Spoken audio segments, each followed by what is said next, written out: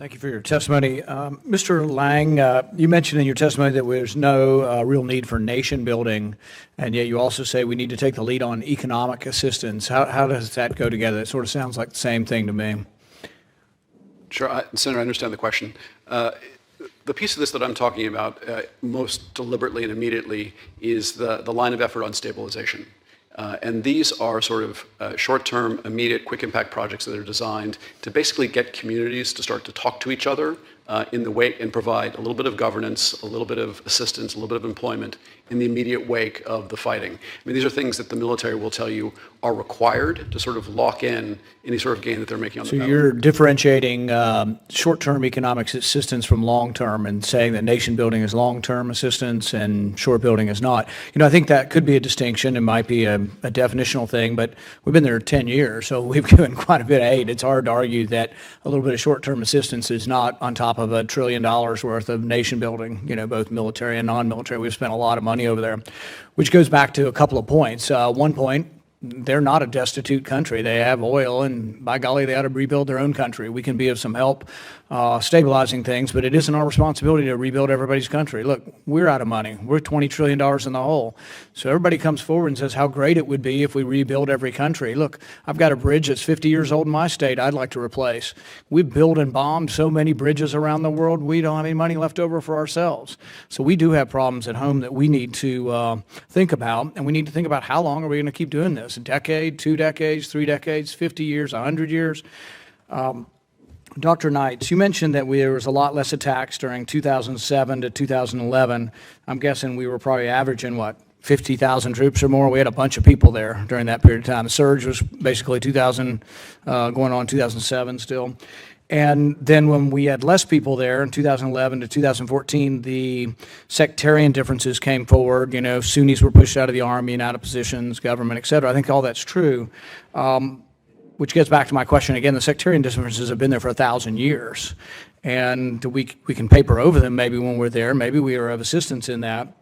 But you think at some point their own self-interest in saying that, you know, one of the points you made about regionalizing police and or military makes perfect sense. In the Sunni region, you ought to have a Sunni colonel overseeing a Sunni region. In the Kurdish region, the Kurds should oversee it. In the mixed regions, maybe a more mixed force. But you'd think they would know that.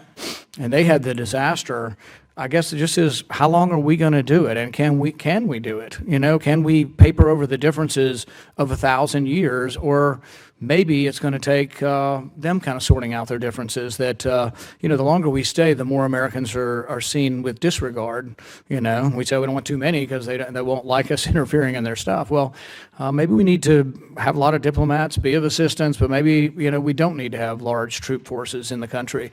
I mean, look, I don't understand. There's 8,000 ISIS left. You got 500,000 in the Iraqi army, and they can't take care of 8,000 soldiers. You got 200,000 Peshmerga.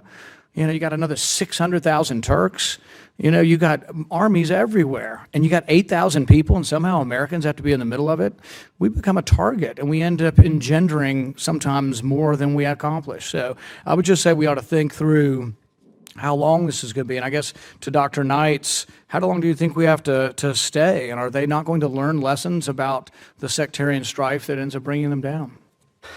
I think on both economic assistance and on security assistance, we've reached a place where maybe we are doing things the right way right now. So on economic assistance, we're not in there rebuilding all the bridges and building the whole power sector. We're helping them to get an IMF economic reform program. We're helping them to get bonds from the international community so they can borrow at decent rates with our bond guarantees. These things don't cost the sorts of amounts they used to when we were trying to rebuild the actual infrastructure of the country, but they help Iraq a lot. So it's a lot of bang for the buck. No, because of the major political risks associated with being in the midst of a huge war.